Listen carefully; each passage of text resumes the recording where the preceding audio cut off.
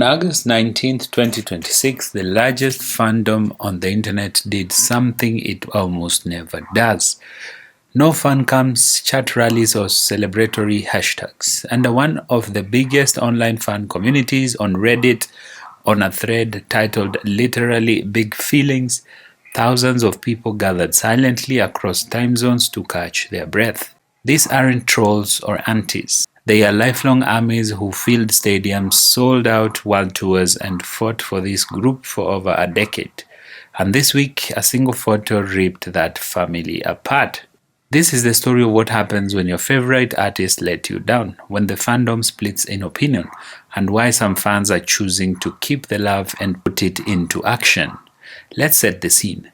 Chris Brown is an American R&B superstar and a man with a documented public history of violence against women, most famously the 2009 assault on Rihanna.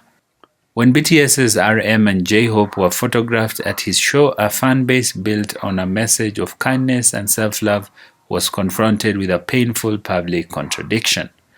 For many in the army, the BTS fandom, and that is majority women, this wasn't just a celebrity stepping, it felt like the values tearing apart. And the silence that followed was the loudest sound of all.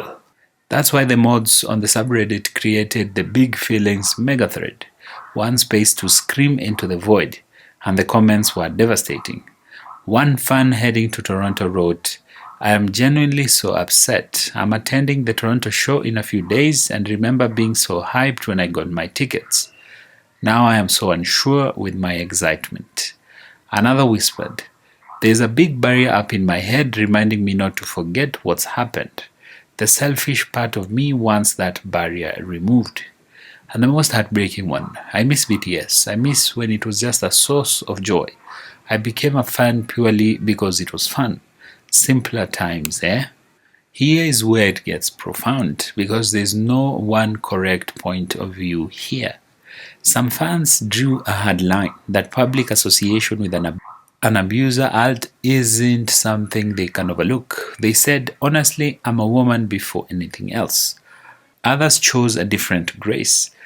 Don't let the heart negate the joy. Those positive memories are as valid and worth holding on to.